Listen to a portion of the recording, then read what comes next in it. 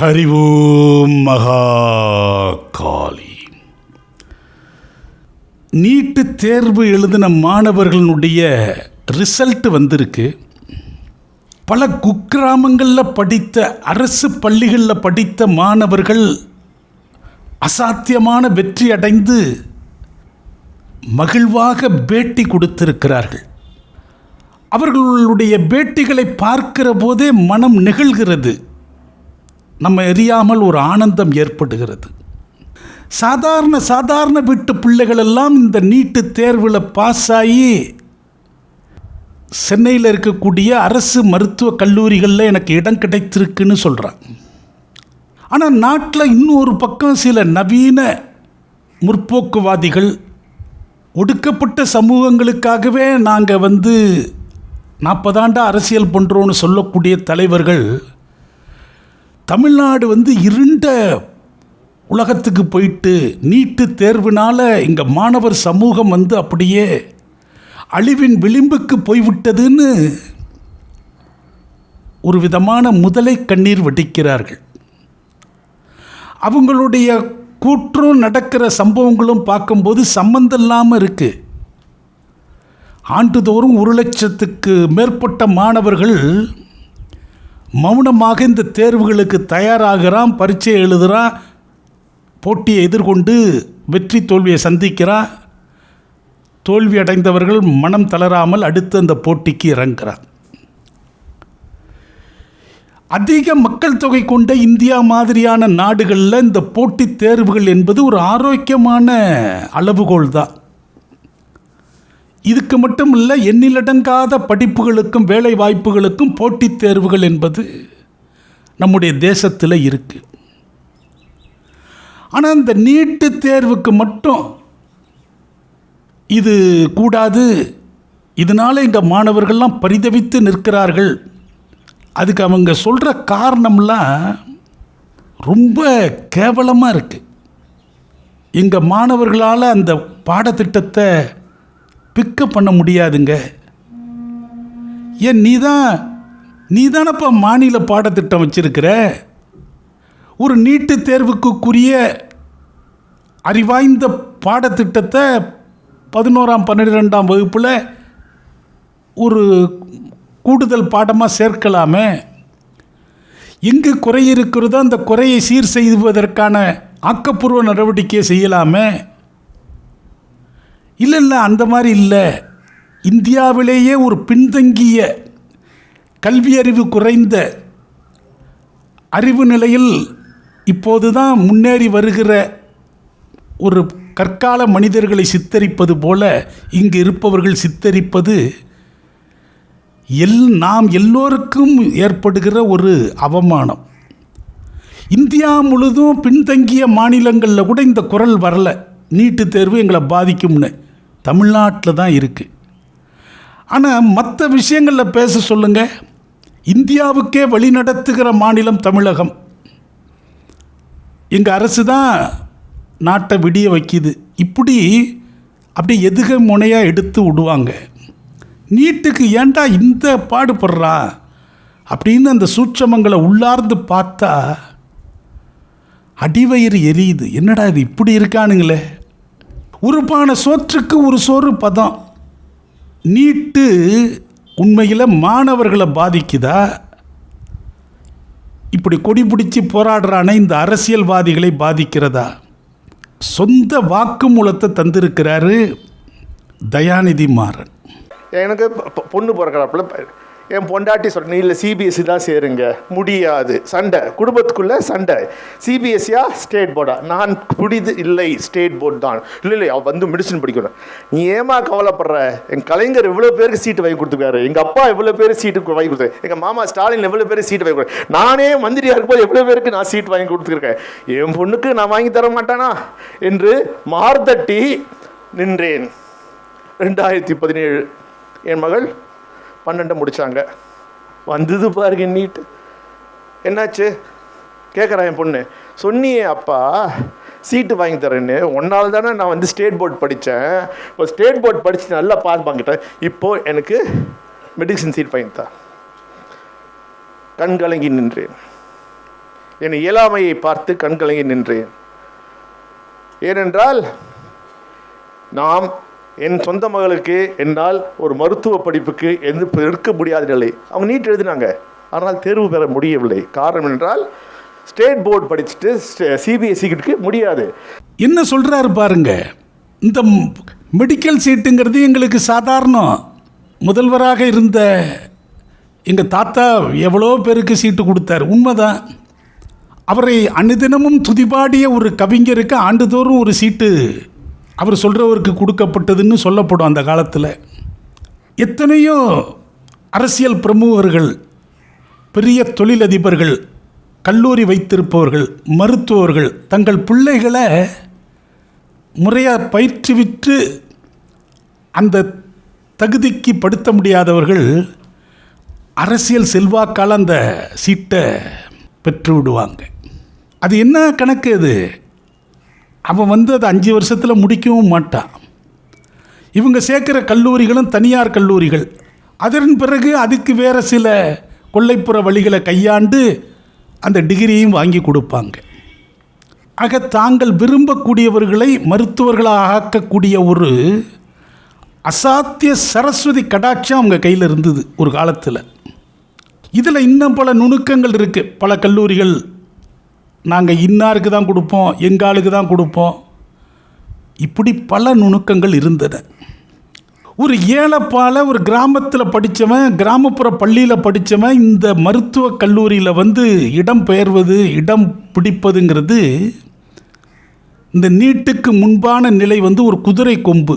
அதை அப்படியே மறைச்சி இந்த நீட்டினால் ஒரு பெரிய ஒரு அபாயம் சூழ்ந்து விட்டது, இந்த நீட்டு எல்லோருடைய வாழ்க்கையும் இருளச் செய்து விட்டதுன்னு ஒரு பிம்பத்தை உருவாக்கி கொண்டே வருகிறார்கள். இப்போ ஆண்டுதோறும் 1,00,000 பேர் மாணவர்கள் எழுதுகிறானே, அவங்களில் யாராவது இந்த நீட்டு எங்களை வாழ்க்கையை பால்படுத்தி விட்டதுன்னு கொடி பிடிக்கிறானான்னு பார்த்தா, உண்மையான வாழ்க்கையில் மருத்துவர் ஆகணுங்கிற கனவோடு, பொறுப்போடு, அந்த நுண்ணறிவோடு இருக்கக்கூடியவர்கள் யாரும் இந்த மாதிரி விஷயம் பண்ணுறதில்லை.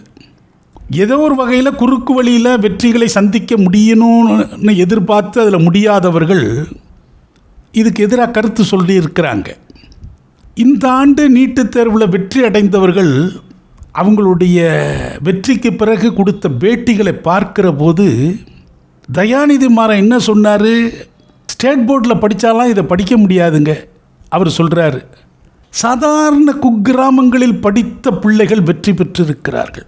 நான் தலைவாசல் தாலுக்காவுக்கு பக்கத்தில் சதாசிவரன்ற ஒரு சின்ன கிராமத்தில் நாங்களாம் இருக்கோம். நான் 6th to 9th government high school சதாசிவரத்தில் படித்தேன். நிறைய பேர் எல்லாருமே நீட்டை கவர்மெண்ட் ஸ்கூலில் படித்தா கரெக்ட் பண்ண முடியாது அப்படின்னு நினச்சிட்டு இருக்காங்க. அப்படிலாம் எதுவும் இல்லை. என் பேர் புவனேஸ்வரன். நான் பெரிப்டின்ற ஒரு வில்லேஜ்லேருந்து வரேன். விவசாய குடும்பத்துலேருந்து தான் வரேன். இந்த நீட்டு தேர்வு எழுதுவதற்கு வயது ஒரு தடை இல்லை. 51 வயதில் தன்னுடைய கனவை ஒரு அன்பர் நிறைவு செய்திருக்கிறார். ஏன்னா 50 வயசு கூட எழுதுறதுக்கான வாய்ப்பு இருக்குது இல்லைங்களா? ஸோ அதை இப்போ IAS IPS எழுதுனா 30 வயசுக்கு மேலே எழுத முடியாது. பட் நீட்டு நம்மளால் எழுத முடியும் அப்படிங்கிறதுனால உங்களோட கமிட்மெண்ட்லாம் முடிச்சுட்டு வாங்க, எழுதுங்க. நான் கள்ளக்குறிச்சி டிஸ்ட்ரிக்டில் வாணிந்தல் அப்படின்ற கிராமத்துலேருந்து வரேன். இப்போ நான் ஸ்டேட்டில் 6th ரேங்க் எடுத்திருக்கேன். இப்போ நான் சூஸ் பண்ண காலேஜ் பார்த்தீங்கன்னா மெட்ராஸ் மெடிக்கல் காலேஜ். ஃபேமிலி அப்பா மேஸ்திரி, அவருக்கு கொஞ்சம் கஷ்டம் தான். ஒரு டெய்லியும் வேலைக்கு போனால் தான் அவருக்கு சம்பளமே கிடைக்கும். நான் கள்ளக்குறிச்சி டிஸ்ட்ரிக்ட்லேருந்து வரேன். நான் என்னோடய நீட் ஸ்கோர் 564. இப்போ நடந்த கவுன்சிலிங்கில் இந்த ரேங்க் லிஸ்ட்டில் நான் ஸ்டேட் 11th எடுத்திருக்கேன். ஸோ நான் இப்போ சூஸ் பண்ண காலேஜ் MMC சென்னை. அவர் என்ன சொல்கிறாரு, IAS IPS மாதிரியான கனவுகளை ஒரு வயதுக்குள் நாம் நிறைவேற்ற வேண்டும். வயது அங்கே ஒரு முக்கிய தகுதி. ஆனால் நீட்டுக்கு அப்படி இல்லை. என்னுடைய வாழ்நாள் கனவாக அது இருந்தது. என் வாழ்க்கையில் பல வேலைகளை நான் பூர்த்தி பண்ணேன். இப்போ நான் அந்த மருத்துவம் படிக்க வந்திருக்கிறேன்.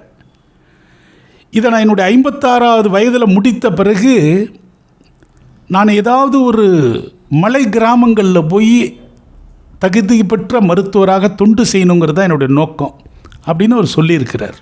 என் பேர் கிருபா. நான் முக்கம்பாடி வில்லேஜ்ல இருந்து வரேன். என்னோட இந்த இயர் நீட் ஸ்கோர் வந்து 564. என்னோட அப்பா அம்மா வந்து ஃபார்மர் தான். இது என்னோட 4th attempt. ப்ரீவியஸ் அட்டம்ப்ட்ல ரிசல்ட்ஸ் வந்து ரொம்பவே கஷ்டமா இருந்தது. பட் வெயிட் பண்ணாலும் எனக்கு இவ்வளோ பெரிய டாப் காலேஜ் கிடைச்சது ரொம்ப ப்ரௌடாக ஃபீல் பண்ணுறேன். என்னோட பேர் மூவிதா. நான் தருமபுரி டிஸ்ட்ரிக்ட்ல இருந்து வரேன். ஆக்சுவலி எங்கள் அம்மா அப்பா 2 பேருமே படிக்கலை. அவங்க 2 பேரும் மீன் தான் பிடிக்கிற வேலை பார்த்துட்டு இருக்காங்க. ஆனால் அந்த 7.5 ஒன்று இருக்கிறதுனால என்னை மாலை ஏழ்மையான குடும்பத்தில் இருந்து வர பெண்ணாலையும் ஒரு நல்ல மெடிக்கல் காலேஜில் போய் படிக்க முடியும். உண்மையிலேயே மருத்துவ சேவைக்கு நான் வருவேன் என்று வரக்கூடியவர்களை இந்த நீட் தேர்வு என்பது சரியாக பொறுக்கி எடுத்து தேர்வு செய்கிறது. கடலூர் பண்ருட்டியை சேர்ந்தவன். நான் வந்து 6th-லேருந்து 12th வரையும் கவர்மெண்ட் ஸ்கூலில் தான் படித்தேன். நீட் வந்து நான் 2nd அட்டம்ப்டில் கிளியர் பண்ணிருக்கேன். தமிழகத்தில் நான் வந்து 6வது இடத்த பிடிச்சி ஸ்டாண்டில் சீட் வாங்கியிருக்கேன். எங்கள் அப்பா ஒரு டிரைவரு. ஏன்னா அந்த படிப்பு ஒரு கனமான படிப்பு. ஒவ்வொரு புத்தகமும் இவ்வளோ பெருசு இருக்கும். உண்மையான ஆர்வமும் அக்கறையும் இருக்கிறவன் தான் அந்த சீட்டு கிடைச்சா கூட அதை பூர்த்தி பண்ணி வெளியில் வர முடியும். நீட் இருக்கிறதுனால தான் எங்களை மாதிரி விவசாய குடும்பத்தில் இருக்க பிள்ளைங்களும் வந்துட்டு இந்த மாதிரி வந்து ஒரு MMC மாதிரி ஒரு காலேஜில் என்னால் சீட் எடுக்க முடிஞ்சுது. கடும் உழைப்பு தேவைப்படுகிற ஒரு படிப்பு அது. ஆனால் இந்த அரசியல்வாதிகள் இந்த நீட்டை அடியோடு நீக்குன்னு சொல்கிறதுக்கு என்ன காரணம்? சாதாரண ஒரு உதாரணம். கேந்திர வித்யாலயான்னு ஒரு மத்திய அரசு பள்ளி இருக்கிறது. அந்த பள்ளியில் சீட்டு வாங்கணும்னா சிலருக்கு சலுகைகள் உண்டு. அந்த மாதிரி ஒரு சலுகை எம்பிக்களுக்கு உண்டு. ஆண்டுதோறும் 3 மாணவர்களுக்கோ 5 மாணவர்களுக்கோ அவர்கள் பரிந்துரை கடிதம் கொடுத்தால் அந்த கேந்திர வித்யா பள்ளியில் இந்தியாவில் எங்கே வேணாலும் சீட்டு கிடைக்கும். இன்றைக்கு தமிழ்நாட்டைச் சேர்ந்த எம்பிக்கள், 2 அவையை சேர்ந்த எம்பிக்கள் தங்களுக்கு இருக்கக்கூடிய அந்த சலுகை அதிகாரத்தை வைத்து ஆண்டுதோறும் அந்த சீட்டுகளை யாருக்கெல்லாம் கொடுத்தாங்கன்னு ஒரு வெள்ளை அறிக்கை விட சொல்லுங்க. அந்த சீட்டை பெற்றவர்களுடைய மனசாட்சிக்கு தெரியும் அவர்கள் அதை எத்தனை வெகுமதி தந்து பெற்றார்கள் என்பது. பெரும்பாலான இடங்களில் இந்த சீட்டுகள் பெரிய பெரிய ஸ்வீட் பாக்ஸுகளுக்கு கைமாறப்பட்டிருக்கிறது.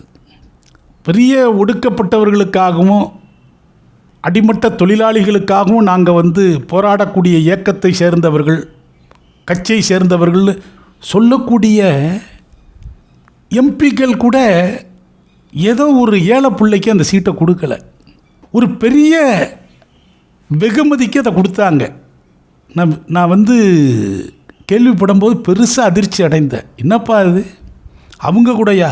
ஆமாங்க, ஏன்னா தேர்தலில் பெரிய செலவாயிட்டுப்பா, எம்பி ரொம்ப பெரிய கடனில் இருக்கிறாரு, அதனால் பெருசு பண்ணாதீங்க, பார்த்து கொடுங்கன்னு கொடுத்து வாங்கும்படி அமைந்து விட்டதுன்னு சொன்னார். இந்த மருத்துவ சீட்டுங்கிறது ஒவ்வொரு அரசியல் தலைவர்களுக்கும் அதிகாரமிக்கவர்களுக்கும் ஆண்டுதோறும் ஒரு அட்சய பாத்திரம். பல தனியார் கல்லூரிகளில் இந்த சீட்டை வாங்கி தருகிற ஒரு இடத்தில் இவர்கள் இருந்தார்கள். தங்களுக்கு வேண்டியவர்கள், தங்கள் குடும்பத்தை சார்ந்தவர்கள், நெருக்கமானவர்களுக்கு அந்த குறிப்பிட்ட மாணவனுக்கு அதை படிக்கிற தகுதி இருக்குமா என்னன்னு தெரியாது, அந்த காலேஜில் சேர்ந்தால் முடிப்பானான்னு தெரியாது. ஆனால் கௌரவத்துக்கு கேட்டால் வாங்கி கொடுக்குற இடத்துல இவர்கள் இருந்தார்கள். அதுதான் தயாநிதி மாறனுடைய பெரிய கவலை. இந்த நீட்டு தேர்வு என்பது மாணவர்களை பாதிக்கிறது என்கிறது நிஜமல்ல, அரசியல்வாதிகளை பாதிக்கிறது. சில தனிப்பட்ட கல்லூரிகள், வேலூரில் ஒரு மருத்துவக் கல்லூரி இருக்குது, இந்த நீட்டுக்கு எதிராக உச்ச நீதிமன்றம் வரைக்கும் போனாங்க. எங்களை கட்டுப்படுத்தக்கூடாது, இது நாங்கள் விரும்புகிறவங்களுக்கு தான் சீட்டு கொடுப்போம் என்று அவர்கள் வழக்கு தொடர்ந்தார்கள். அதற்கான ஒரு தடையை கூட இதை பெற்ற நினைவு எனக்கு. இப்படி அவரவர்கள் தங்களுக்கு இருந்த ஒரு சர்வ வல்லமைக்கு இது கடிவாளம் போட்டுக்கிறதேங்கிற ஆத்திரத்தில் கொல்லப்பக்கமாக பல பேரை கூப்பிட்டு கூவ விட்டதனுடைய விளைவு தான் இந்த போராட்டங்கள். இது ஒரு சிறு குழுக்களாக அரசியல்வாதிகளுக்குள்ளே மட்டும்தான் இந்த போராட்டம் இருக்குது. வெகுஜன போராட்டமாக ஒரு நாளும் வராது. இப்போ இப்போ இன்றைக்கி ராத்திரியே மத்திய அரசு நீட்டை நீக்கிடுச்சின்னு வச்சுப்போம், ஒரு கற்பனை. என்ன நடக்கும் அடுத்தது? ஒரு காலத்தில் வந்து திருச்செங்கோடு, நாமக்கல், ஈரோடு இப்படி பல ஊர்களில் சில பிரபல ஸ்கூல்களை பற்றி கேள்விப்படுவோம். அந்த ஸ்கூலில் சேரணும்னாலே சில லட்சங்கள் கொடுக்கணும். 10வது முடித்த பிறகு 11வது 12வது அந்த ஸ்கூலில் போய் சேர்க்கறதுக்கு தமிழ்நாடு முழுதும் இருந்து ஜனங்க போய் நிற்பாங்க. இன்றைக்கி நீட்டு கோச்சிங் சென்டருக்கு வந்து ₹1,00,000 செலவாகுது, இது மாதிரி பலரை தனியார்களை சம்பாதிக்க வைக்கிறது மத்திய அரசுன்னு சில தலைவர்கள் பேசுகிறாங்களே. நீட்டுக்கு முன்னாடி இந்த செலவை ஜனங்க அப்படிப்பட்ட ஸ்கூலில் கொண்டு போய் கொடுத்தாங்க. அந்த ஸ்கூல்கள் என்ன பண்ணும் தெரியுமா? 11ஆம் வகுப்பு பாடத்தையே நடத்தலை. 11ஆம் வகுப்பும் 12ஆம் வகுப்பு பாடத்தை தான் நடத்தினான், 2 வருஷம் +2. அப்புறம் அதுக்கு அரசாங்கம் ஒரு உத்தரவு போட்டுது, அது மாதிரிலாம் நீங்கள் செய்யக்கூடாது, 11ஐயும் நடத்தணும்னு. 11 6 மாதத்தில் முடித்தான், மிச்சம் 6 மாதத்துக்கு +2. அப்படியே மக்கப் பண்ணி ஒரு வாமிட் பண்ணுற ஒரு ப்ராக்டிஸை ஹெவியாக பண்ணக்கூடிய ஒரு மிஷினரி சிஸ்டம் மாதிரி இந்த பள்ளிகள் இயங்கின. அவங்கள அதிக மார்க் எடுத்து வைக்கணும்.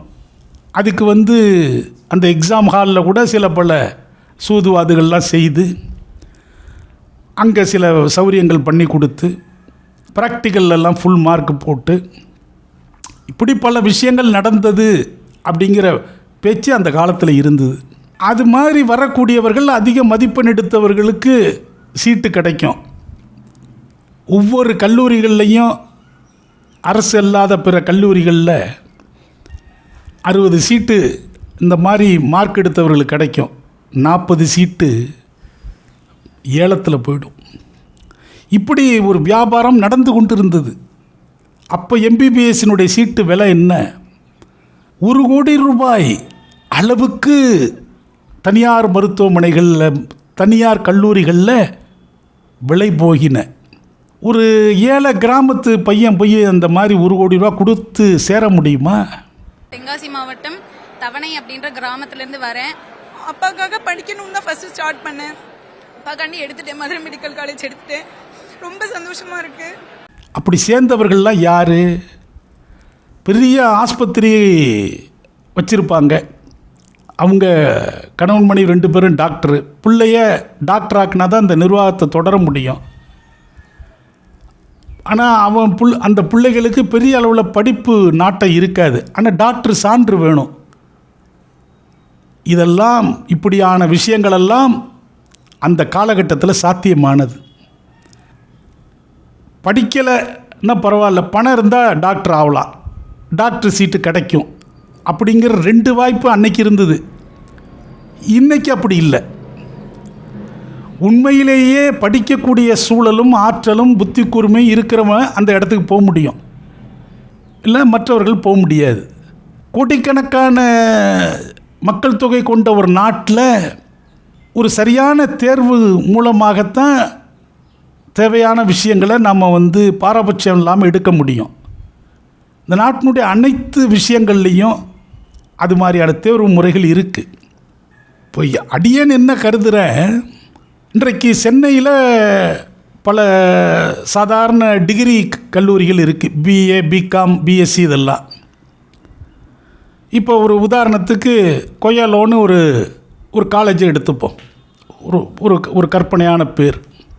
இப்போ அந்த காலேஜில் பிகாம் சீட்டு கிடைச்சா பெரிய விஷயம் அப்படிங்கிற ஒரு மோகம் ஜனங்கள்கிட்ட இருக்குதுன்னு வச்சுப்போம். இப்போ அந்த காலேஜில் 99% எடுத்த ஒரு பையன் பிகாம் சீட்டு வாங்கிடுவான். 97% எடுத்தவன் பிகாம் அப்ளை பண்ணியிருப்பான். அவனுடைய செகண்ட் சாய்ஸான பிஏவுக்கு கடிதம் வரும், உங்களுக்கு பிகாம் இல்லை, பிஏ தான் இருக்குது அப்படின்னு. இந்த பையன் என்ன நினைப்பான், நம்ம 97%, 99, 98, 97க்குள்ளே பிகாம் சீட்டு முடிஞ்சிடுச்சு போல இருக்குது அப்படின்னு நினப்பான். இவன் +2ல் இவன் பக்கத்தில் படிச்சிருப்பான் ஒரு பையன், அவன் 52% எடுத்திருப்பான். 2 பேரும் ஒரு நாள் சந்திச்சுப்பாங்க. எங்கடா படிக்கிற? நான் கொயலோவில் பிகாம் சேர்ந்துட்டேனே. என்னடா நான் 97% எனக்கு கிடைக்கல, 52 வாங்கின உனக்கு கிடைச்சிருக்கு. இல்லை எனக்கு தலைவர் இருக்கார், அவர் லெட்டர் கொடுத்தாரு அப்படின்னு சொல்லுவான். ஒரு முறை அந்த கொயலா கல்லூரியில் வேலை பார்க்குற ஒரு அதிகாரிகிட்ட நான் கேட்குறேன், அவர் இது மாதிரியெல்லாம் உண்டாங்கன்னு கேட்கும்போது சொன்னார், நீங்கள் வேற, நீங்கள் சொல்கிற அந்த தலைவர் வருஷத்துக்கு 22 பேர் 25 பேர் அவர் கொடுக்குற லெட்டருக்கு மட்டும் சேர்க்குறோம். அவர் எங்கள் கல்லூரிக்கு மட்டும் இல்லை, மெட்ராஸில் இருக்கிற பல கல்லூரிகளில் வருஷம் தொடங்கிட்டுன்னா அவங்க சம்பந்தப்பட்டவங்க வந்துடுவாங்க, அந்த லெட்டரோடு வருவாங்க. ஆண்டுதோறும் மதிப்பெண் படி தகுதி பெறாத ஒரு 100-150 பேரை அவர்கள் விரும்புகிற பாடப்பிரிவில் அவரால் சேர்க்க முடியும். இல்லைன்னா நாளைக்கு ஏதாவது காலேஜ் ஸ்ட்ரைக்கு பிரச்சனை ஏதாவது வரும். இந்த அதிகாரம் தங்களை விட்டு போகிறது இந்த மருத்துவ சீட்டில். இதுதான் விலை மிகுந்தது. இதை பறி கொடுத்ததுனால தான் இவங்க அப்படியே தவிக்கிறான். ஜனங்க என்ன பாடுபடுறாங்க இந்த நீட்டுனால, எவ்வளவு ஒரு கஷ்டம், சாப்பாட்டு கஷ்டம் நடக்குது தமிழ்நாட்டில்ங்கிற மாதிரி சித்தரிப்புகள் நடக்கிறது. ஆண்டுதோறும் இப்படியான ஒரு வியாபாரத்தை அரசியல்வாதிகள் மறைமுகமாக செய்கிறார்கள். இப்போ டெல்லி மாதிரியான இடங்களில் இந்த பிஏ பிகாம் இந்த விஷயங்களுக்கு கூட சென்ட்ரலைஸ்டு யூனிவர்சிட்டி செலெக்ஷன் லிஸ்ட் வருது. லிஸ்ட் 1, லிஸ்ட் 2, லிஸ்ட் 3ன்னு கல்லூரிகள் தனிப்பட்ட முறையில் தங்களுக்கான மாணவர்களை சேர்க்க முடியாது. எல்லாருமே யூனிவர்சிட்டிக்கு தான் அப்ளை பண்ணணும். அவன் தான் காலேஜ் கிரேட் வைஸ் அவன் அலாட் பண்ணுவான்.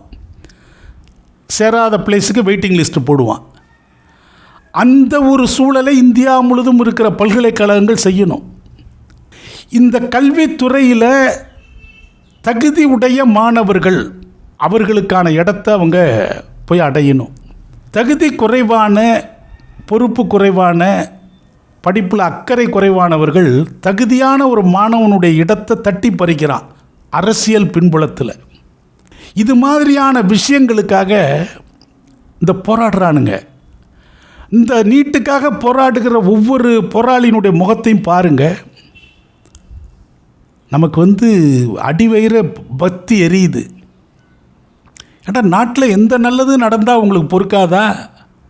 இந்த நீட்டுனால என்னடா கேடுது இல்லை, நிறைய பேர் தற்கொலை பண்ணிட்டாங்க. சரி, தற்கொலை எதற்கும் தீர்வாகாது. தற்கொலைக்கு எதிரான ஒரு நற்சிந்தனைகளை போதிக்க வேண்டிய இடத்துல நம்ம இருக்கணுமா இல்லையா? ஒவ்வொரு மனிதனுடைய வாழ்க்கையிலையுமே தற்கொலை பண்ணிக்கிறதுக்கு ஒரு காரணம் கண்டிப்பாக இருக்கும். ஒவ்வொரு மனுஷனுமே ஏதாவது ஒரு நாள் நம்ம எதுக்கு இருக்கணும்னு நினைக்காம வாழ்ந்து முடிக்க முடியாது. எல்லோரும் பண்ணிவிடுவானா? அதை தாண்டி மீறி தான் வாழணும். இப்போ ஒரு பொண்ணை கட்டி கொடுக்குறாங்க, கல்யாணம் பண்ணி 7-8 மாதத்தில் வரதட்சணை பிரச்சனை, மாமியார் பிரச்சனைன்னு இறந்து போய்ட்றா, தற்கொலை பண்ணிக்கிறா. பல நேரங்களில் பார்க்குறோம். இனி திருமணம் என்கிற சம்பிரதாயமே நடக்கக்கூடாது. எந்த பொண்ணு மாப்பிள்ளைன்னு முடிவு பண்ணுறோமோ 7-8 மாதம் அவங்க லிவிங் டுகெதராக தான் இருக்கணும், அதுக்கப்புறம் அவங்க முடிவு பண்ணி கல்யாணம் பண்ணிக்கலாம் அப்படின்னு. இல்லைன்னா அந்த பொண்ணு ஏதாவது நாளைக்கு தற்கொலை பண்ணிக்கங்கன்னு ஒரு விஷயத்தை நம்ம சொன்னோம்னா எப்படி பொருந்தாதோ அப்படிப்பட்ட விஷயத்தை இந்த நேரங்களில் இவங்க செய்து கொண்டு இருக்கிறார்கள். ஒரு போட்டி மிகுந்த உலகத்தில் இந்த நீட் மற்ற போட்டி தேர்வுகள் மாதிரி இல்லை. இந்த முறை முடியலைன்னா அடுத்த முறை முயற்சி பண்ணலாம். சற்று காத்திருக்கணும். காத்திருந்து அந்த வெற்றியை நம்ம அடைய முடியுங்கிறத பலர் நிரூபிச்சிருக்கிறார். இன்றைக்கி இந்த பேட்டி கொடுக்குறவர்கள் யாரும் ஃபஸ்ட் அட்டம்ப்ட்டுன்னு கிடையாது. எனக்கு ஒரு அட்டம்ப்ட் ஆச்சு புரிந்து கொள்வதற்கு, அதனுடைய சூட்சமங்களை புரிந்து கொள்வதற்கு எனக்கு 2 அட்டம்ப்ட் ஆச்சு. ஆனால் இன்றைக்கி ரேங்க் 5 வாங்கியிருக்கேன், 8 வாங்கியிருக்கேன், 10 வாங்கியிருக்கிறேன். நான் விரும்பிய கல்லூரியில் சேர்ந்துருக்கிறேன். அந்த பொறுமை வேண்டும். இப்போ நீட்டு பயிற்சியை அரசே கொடுக்கும்னாங்க. நீட்டுக்கான பயிற்சி முறையோ பாடமுறைகளையோ நீ 10ஆம் வகுப்புலேருந்து ஆரம்பி, இல்லை 11ஆம் வகுப்புலேருந்து ஆரம்பி.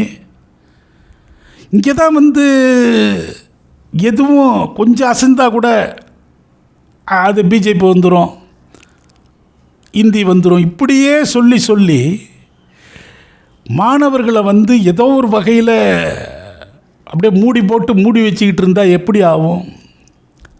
இன்றைக்கு அவர்களாக முட்டி மோதி போராடி தமிழ்நாட்டிலிருந்து ஒரு கணிசமான மாணவர்கள் இந்த இடத்தை பெறுகிறார்கள், வெற்றி பெறுகிறார்கள். அதனால் உங்களுடைய சுயநலத்துக்காக மாணவர்களுடைய திறனையும் அவர்களுடைய விடாமுயற்சியும் அவர்களுடைய வெற்றி பெறும் இயல்பையும் கேவலப்படுத்தாதீர்கள். ஹரிஓம் மகா காளி.